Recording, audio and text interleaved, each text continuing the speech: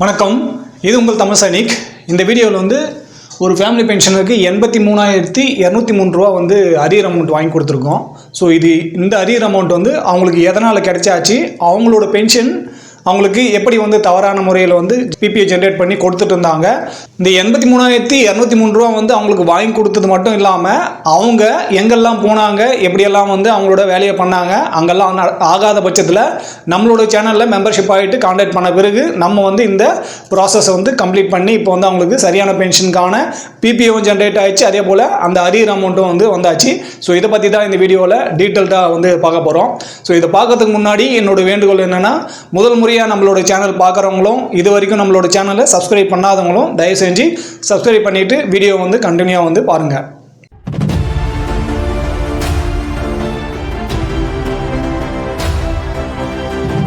So நம்ம ஏற்கனவே சொன்ன மாதிரி ஃபேமிலி பென்ஷனருக்கு 83,203 ரூபா வந்து அவங்களுக்கு அரியர் வந்து கிடைச்சாச்சு. பென்ஷன் வந்து தவறான முறையில் வந்து கொடுத்துட்டாங்க. ஸோ ஆக்சுவலாக இவங்களுக்கு வந்து பார்த்திங்கன்னா நம்மளோட சேனல்லேருந்து தான் டெத் ரிப்போர்ட்டும் மற்ற ஃபேமிலி பென்ஷனுக்கான அந்த இன்டிமேஷனும் வந்து நம்ம தான் வந்து பண்ணியாச்சு. ஸோ அதுக்கப்புறம் இவங்க வந்து நம்மளோட தொடர்பில் வந்து வரலை. இவங்களோட பிபிஐ வந்து ஜென்ரேட் ஆனது வந்து நமக்கு தெரியப்படுத்தலை.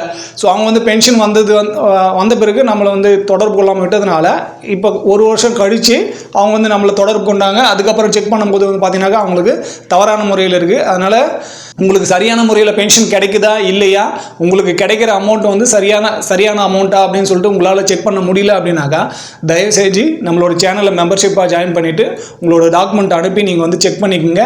நம்ம வந்து அதிகப்படியான தொகையெல்லாம் மெம்பர்ஷிப்புக்கு வைக்கல, குறைந்த அளவில் தான் நம்மளோட மெம்பர்ஷிப் இருக்குது. ஸோ அதை வந்து யூஸ் பண்ணிவிட்டு நீங்கள் வந்து உங்களோட டாக்குமெண்ட்டில் ஏதாவது ப்ராப்ளம் இருக்குது, பென்ஷனில் ஏதாவது ப்ராப்ளம் இருக்குது அப்படின்னாக்கா அதை வந்து நீங்கள் தெரிஞ்சுக்கிட்டு அதை சால்வ் பண்ணுறதுக்கான முயற்சி வந்து பண்ணுங்கள்.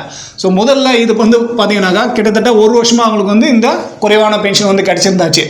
ஸோ இந்த மாதிரி பிரச்சனை இருக்குது அப்படின்னாக்கா உங்களுக்கு எந்த விதமான ஃபேமிலி பென்ஷன் வந்து கிடைக்குது, உங்களோட டைப் ஆஃப் ஃபேமிலி பென்ஷன் என்ன சொல்லிட்டு நீங்கள் முதல்ல வந்து தெரிஞ்சுக்குங்க. ஸோ இங்கே வந்து என்ஹான்ஸ் ரேட் ஃபேமிலி பென்ஷனில் உங்களுக்கு வந்து ஸ்டார்ட் ஆகணுமா இல்லை normal rate of family pension வந்து ஸ்டார்ட் ஆகணுமா அப்படின்றது வந்து ஒன்று. ஆன் சர்வீஸ்லேயே வந்து இறந்துட்டாங்க அப்படின்னாக்கா உங்களோட என்ஹான்ஸ் ரேட்டுக்கான அந்த டியூரேஷன் வந்து எவ்வளோ அப்படின்னு சொல்லிட்டு அதையும் நீங்கள் வந்து தெரிஞ்சுக்கணும். ஸ்பெஷல் ஃபேமிலி பென்ஷனாக இருக்கீங்க இல்லை லிபரேஸ் ஃபேமிலி பென்ஷனாக இருக்கீங்க அப்படின்ற பட்சத்தில் உங்களுக்கு எவ்வளோ வந்து பென்ஷன் கிடைக்கணும் அப்படின்றத வந்து நீங்கள் புரிஞ்சுக்கோங்க.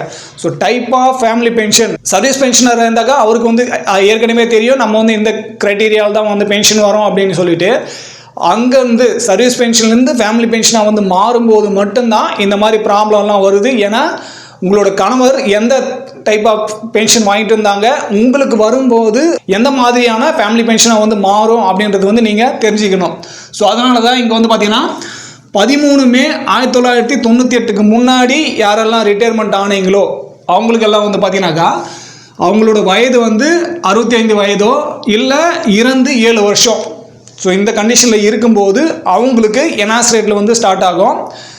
13 மே 1998க்கு அப்புறம் யாரெல்லாம் வந்து ரிட்டையர்மெண்ட் ஆனீங்களோ அவங்களோட வயது வந்து 67 கடக்கணும். அப்படி இல்லைனாக்கா 7 வருஷம் வந்து கம்ப்ளீட் ஆகணும். ஸோ இதுக்கு இடையில் இருக்கும்போது இதுக்கு முன்னாடி இருக்கும்போது உங்களுக்கு என்ஹான்ஸ் ரேட்டில் வந்து ஸ்டார்ட் ஆகும். இப்போ உதாரணமாக வந்து பார்த்தீங்கன்னாக்கா இந்த பென்ஷனரோட டேட் ஆஃப் டெத் வந்து பார்த்தீங்கன்னாக்கா அக்டோபர் 2024. ஸோ இவர் இறக்கும் போது வந்து பார்த்தீங்கன்னாக்கா 54 வயசு.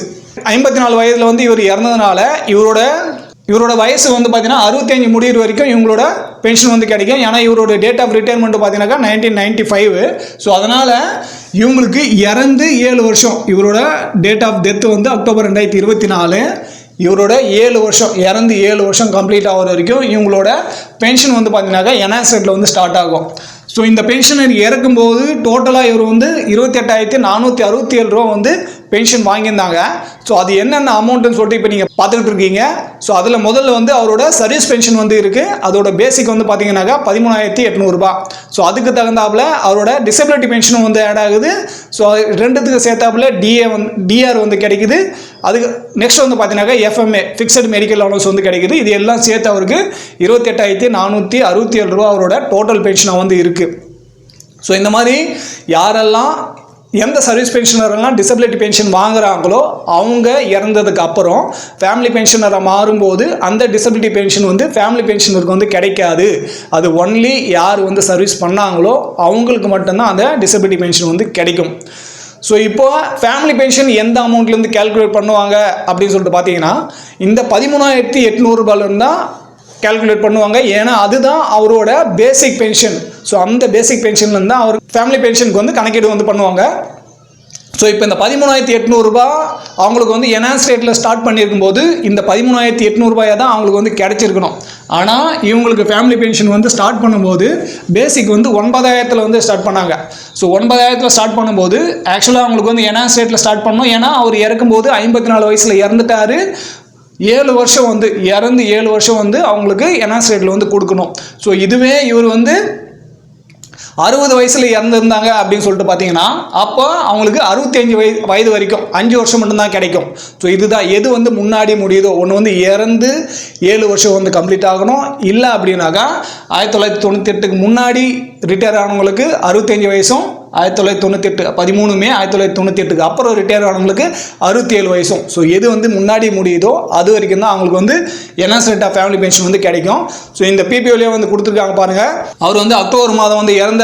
அந்த அக்டோபர் மாதத்துலேருந்தே அவங்களுக்கு வந்து enhance rate of family pension 13,000 வந்து ஸ்டார்ட் பண்ணிட்டாங்க. இறந்த டேட்லேருந்து 7 வருஷம் வந்து கணக்கீடு பண்ணி அக்டோபர் 2031 வரைக்கும் அவங்களுக்கு என்ஹான்ஸ் ரேட்டில் வந்து கிடைக்கும்னு சொல்லிட்டு இந்த பிபிஓலேயே வந்து கொடுத்துருக்காங்க.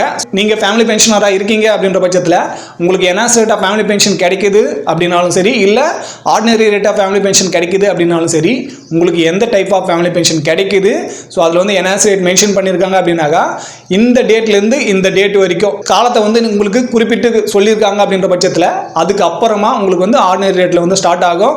ஸோ இது எல்லாமே இந்த மாதிரி இந்த பிபிஓ பார்த்து உங்களோட பிபிஓ வச்சு நீங்கள் வந்து டேலி பண்ணிக்கங்க. Enhance rate of family pension வந்தாக்கா உங்களுக்கு இந்த மாதிரி தான் வந்து கிடைக்கும். அதுக்கப்புறம் உங்களுக்கு ஃபேமிலி பென்ஷன் வந்து ஆர்டினரி ரேட்டில் வந்து மாறிடும்.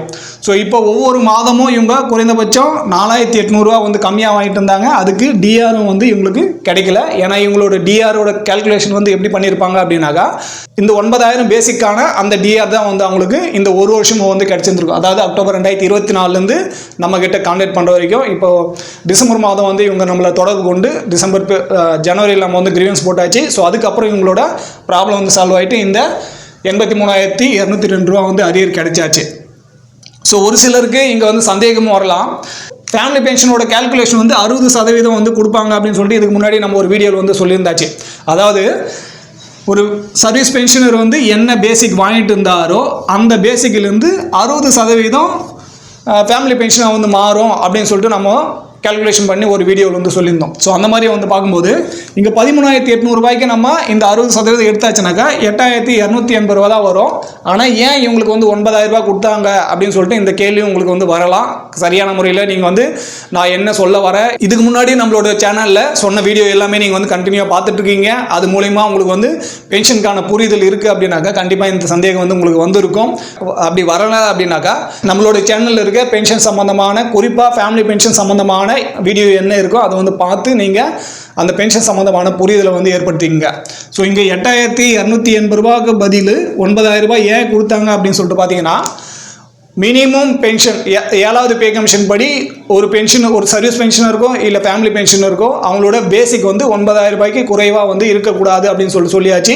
அதனால தான் ரிசர்வ்டு பென்ஷனருக்குமே இங்கே வந்து 9,000 ரூபாய் வந்து பேசிக் நிர்ணயிக்கிறாங்க.